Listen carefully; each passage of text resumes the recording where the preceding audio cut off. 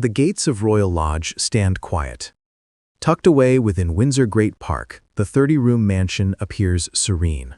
Its gardens manicured, its windows shuttered against the world. But inside, the tension is harder to hide. Prince Andrew, Duke of York, still calls it home. For now.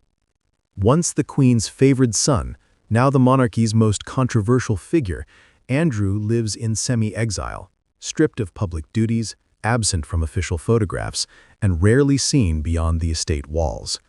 Yet his residence, and his insistence on remaining within its grandeur, has become the symbol of a slow-burning royal standoff. The question is no longer whether Andrew will return to frontline royal life. That door has long been closed. Instead, it is whether King Charles III will find the political will and legal means to move his brother out. It is a quiet drama, but one that speaks volumes about a monarchy in transition. Royal Lodge is not just a house, it's a statement. Located just 3 miles from Windsor Castle, it has been Andrew's home since 2004, granted under a 75-year lease from the Crown Estate. According to that lease, he pays a modest annual rent, reportedly around £250, on the condition that he privately fund its maintenance, estimated at millions of pounds over the years. In the years when Andrew held active royal roles, the arrangement attracted little scrutiny. But that changed after his disastrous 2019 BBC interview, in which he failed to convincingly explain his friendship with convicted sex offender Jeffrey Epstein. Public backlash was swift. Charities severed ties. Military titles were returned. By 2022, under mounting pressure and with the Queen's declining health, Andrew was formally removed from all official duties. Still, he stayed at Royal Lodge. Reports began circulating in 2023 that King Charles wished to streamline the monarchy further, downsizing not only its public face, but also the private privileges of those no longer working. That included Royal Lodge.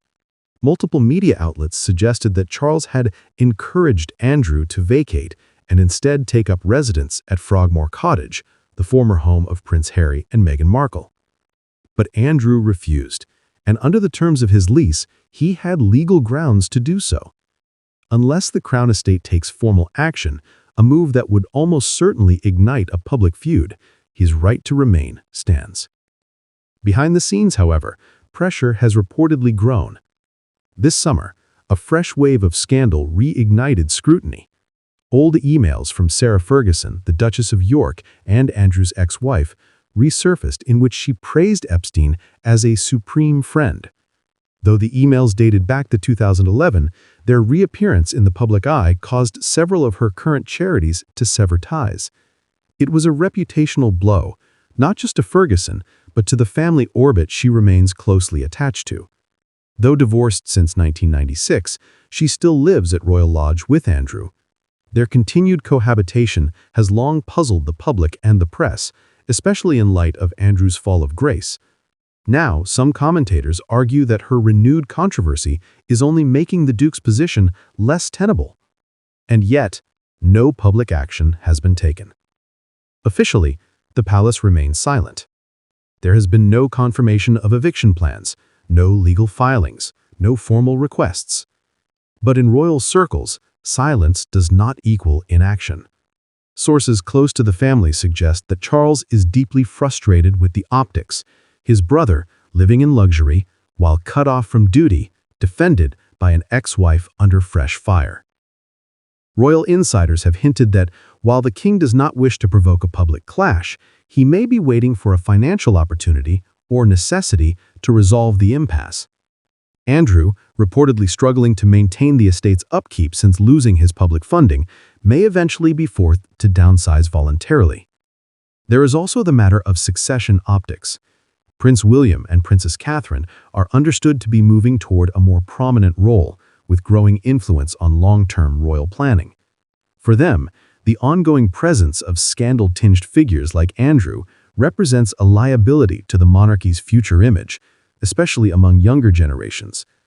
And yet, the situation remains frozen.